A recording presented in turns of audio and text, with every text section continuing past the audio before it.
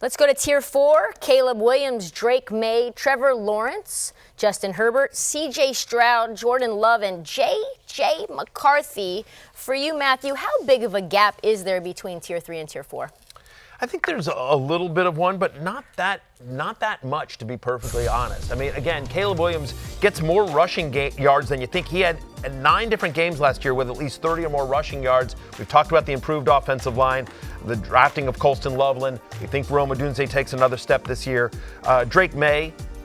We expect big things from Drake Maye this year with Josh McDaniels calling the plays, more designed runs. We like, the addition of Stephon Diggs. We have high hopes for Kyle Williams, another year of Pop Douglas, Travion Henderson out of the backfield, of course. But I'm also really high on Trevor Lawrence. Again, I think there is fantasy value to be had across the board in Jacksonville. I don't think BTJ is being drafted too high. I absolutely love Travis Hunter. I think that if you're in a deep, super deep league, Brenton Strange at tight end, Parker Washington in a deep PPR league, I think has a little bit of value. Lawrence gets you more points with his legs than you think. Liam Cohen, when you think about, kind of offense that he ran with Baker Mayfield last year, they're going to throw. Because, again, that's a team that's also, similar to Cincinnati, is going to have an awful defense. Yep, CJ Stroud's also an interesting one. CJ Stroud's being drafted like QB6, QB7 last year. That's upper range after an epic rookie season. I think he's probably been written off a little bit too quickly. I think that he has, with a full season and Nico Collins, who I think is a top 5 receiver in the sport, he could really bounce back. The hate's gone too far. Yes, I agree. I don't think there's that much of a difference between Stroud and the other guys in this tier, and even guys like Prescott, Goff. Are they so far ahead of CJ Stroud? I'd rather have CJ Stroud at value. Jordan Love, I think, will bounce back just with a healthier season overall. We forget that Jordan Love was a top 5 fantasy quarterback in 2023, despite having the growing pains of effectively being a rookie quarterback that season. So I think that Love, and I get that his weapons aren't amazing, but he's got a lot of lottery tickets, and one of them can hit. That's what I was going to ask you is why was Jordan Love in Tier 4 and not in 3? Just the uncertainty with Jaden Reed in a boot, and you've got Matthew Golden, the rookie. Yeah, I mean, it's a lot of things, right? So he doesn't run. He doesn't run at all.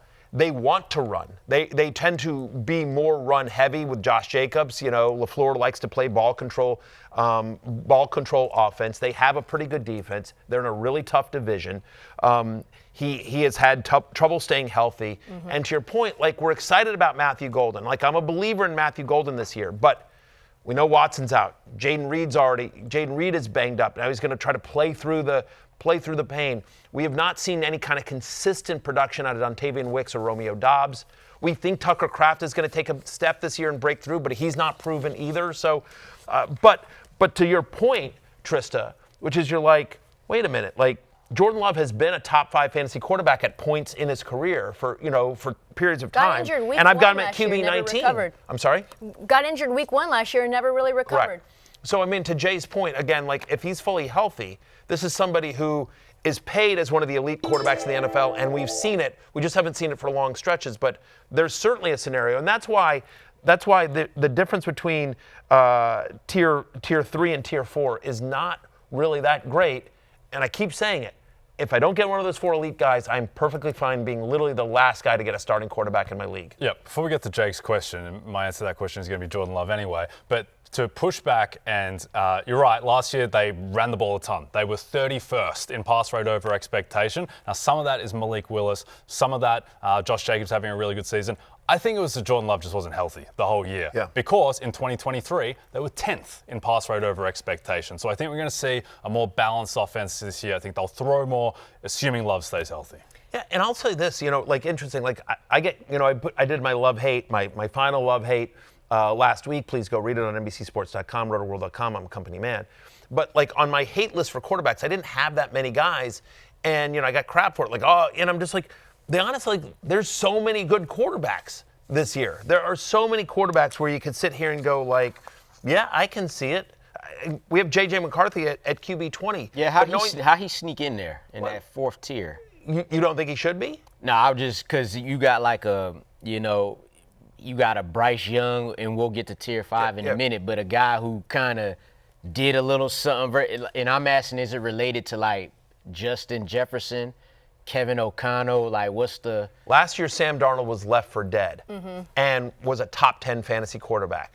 Indeed. And Kevin O'Connell, friend of the podcast and coach of the year, Kevin O'Connell, basically said, you know what?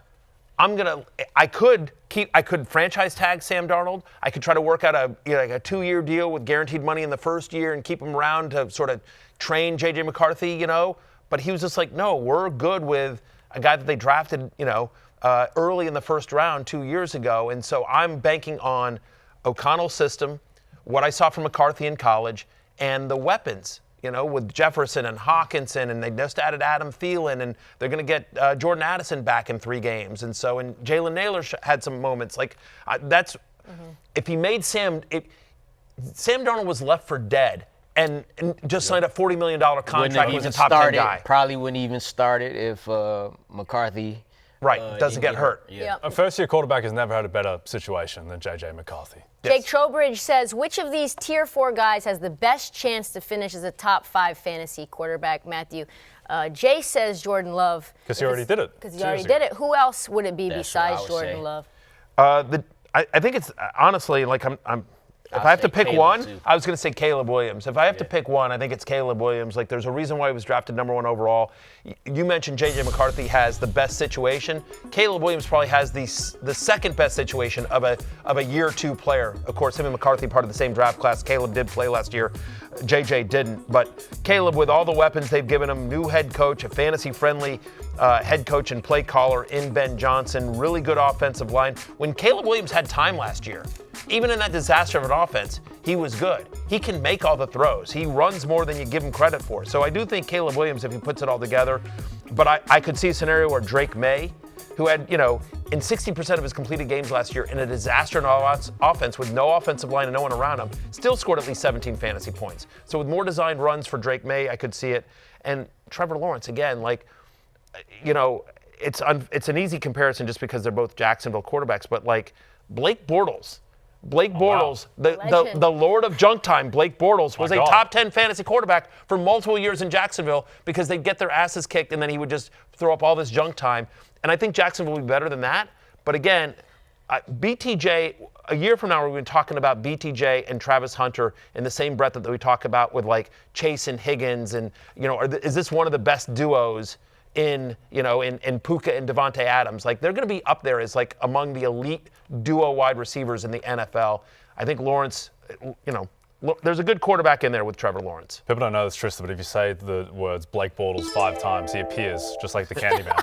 Yeah, he'll be here. Somebody vetoed a trade for me one time with Blake Bortles. I was like, bruh, it's Blake Bortles. Look at Raise the Flags here. Raise the Flags. It might After you killed him yesterday. Right, by the way, this is, welcome back, Raise the Flags. By the way, this might be Denny Carter's burner account because something the mainstream media won't tell you is that Trevor Lawrence was only 7 points less than Baker Mayfield in 2023. Trevor, again, it was a disaster of an offense.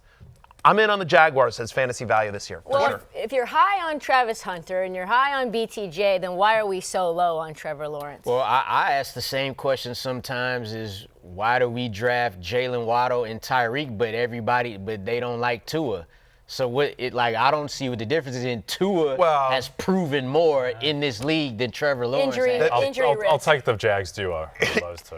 Yeah, I mean, I think we gonna have to make a bet. Yeah. The argument is health. Tua's health and the health of, Waddle, Achane, and Tyreek have all been injured over the last 2 years. So it's not just Tua's health, but also the health of his primary offense. And by the way, Tua doesn't run. Trevor Lawrence will get you 20 to 30 rushing yards a game. He is similar to he's similar to sort of Caleb Williams or Justin Herbert or Mahomes, something like that. He's not Josh Allen or Jaden Daniels, but he is somebody that will get you 2 to 3 points with his legs. Hey, it's Matthew Berry from NBCSports.com and Rotoworld.com, and I want to thank you so much for watching whatever it is you just watched, or if nothing else, being too lazy to click out of the autoplay after this video started, after whatever it is you actually wanted to watch finished. But now that you're here, I'd like to take a moment here to ask you respectfully now, okay? I'm asking you respectfully to subscribe to the NFL on NBC YouTube channel. You'll get the latest Roto-World fantasy news headlines, all sorts of great shows, including my own Fantasy Football Happy Hour. So go subscribe now. Again, I'm asking respectfully.